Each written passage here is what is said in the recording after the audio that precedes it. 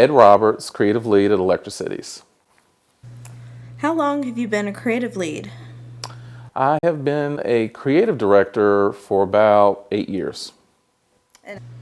Have you only been a creative lead at Electricities? No, at other locations. I was leading a department at the city of Wilson, and I was a senior art director before that, but the title of creative director, at least the responsibilities, for about 8 years.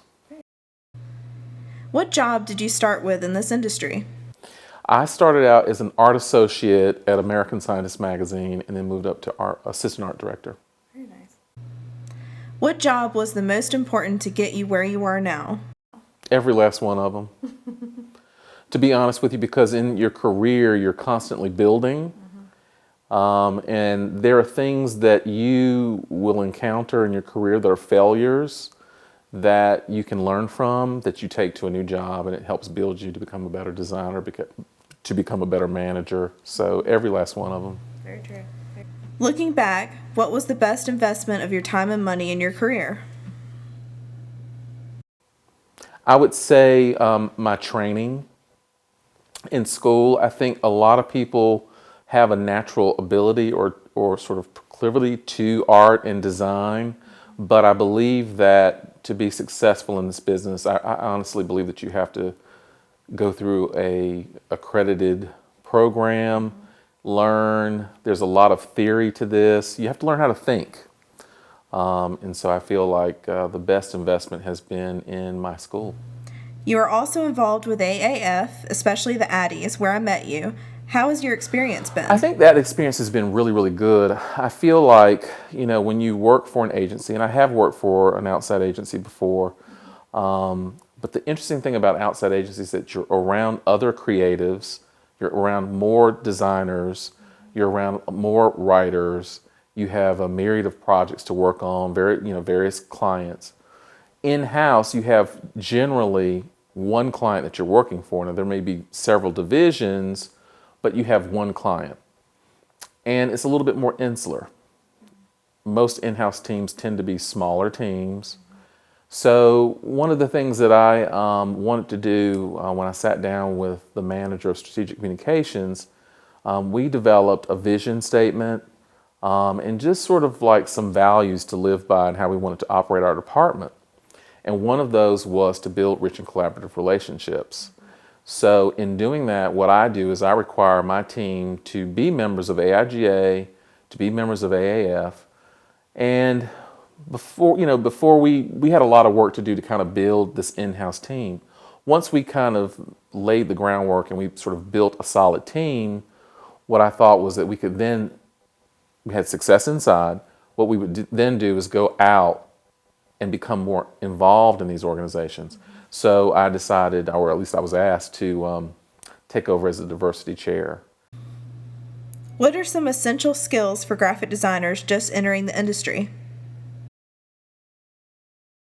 Well, I think you have to have a natural talent for art and design. So you have to naturally have that. You have to have a raw talent because you need to be able to pick up a pencil. You need to be able to kind of get those ideas out through sketching. That's where it all begins. Or if you do collage it out. You know what I mean? If you do stick figures, stick it out. But the point of it is you have to have an artistic sensibility. So that's first. And then I think what you really need once you go to a school and you're being trained is you need to take some business classes. There's a lot of graphic designers out here today who, in my opinion, they can create beautiful work. It's very, very pretty, but it's hollow on the inside. And what I mean by that is it has no strategy. And my feeling is you'll be so much more successful as a designer if you understand the language of business, if you understand the principles of business, and if you understand strategy. The key is not to be a graphic designer or an art director. The key is to be a strategic designer, a strategic art director, a strategic creative director. You have to be those things. You have to be that thing, really, to be honest with you, to be successful. As strategic designers, we are superheroes. You know, I wasn't necessarily someone who grew up collecting comic books, but I'm gonna tell you, if you've got to be superhuman, if you can take a blank piece of paper and come up with something, you know, you get a group of people together, they come into a room, and there's this little thread, because I've been in situations like that where I've had to be creative and sell a piece of thread that goes into a bulletproof vest. The point of it is you have to be creative, you know, but to come in with a blank page and come out with something amazing, that's superhuman. So I know some people probably look at that and think, oh man, that's so like silly, you know, That's a but great way to look at it. but I do believe it. I mean, we have powers. We have superhuman powers. Oh, yeah. You have viewed my portfolio and you have gotten to know me a little more. What experience and or changes do you think I need to make to enhance my career?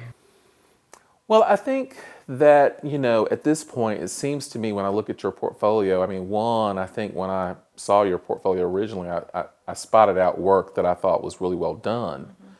And I was impressed overall with a lot of the students' work, but I liked a lot of the things that you had because I felt that there was some glimmers of that strategic thinking in there.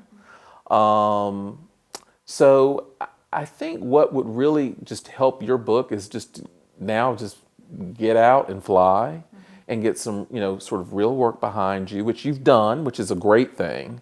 And I believe that sometimes when you start working with a real client, you sort of move beyond the theory and start working with the real client. That's when, you know, you start to really develop as a designer. Yeah, absolutely. And I think really honestly, you're already a designer. I mean, you're there. I think you have the skills. I think you have the eye. I think, you know, strategy is developed. You know, you can take some business classes as I said earlier, but sometimes you have to just get out there and be in practice. Right. And I think that you're certainly ready for that. Well, thank you. Thank you. Thank you so much. You're welcome.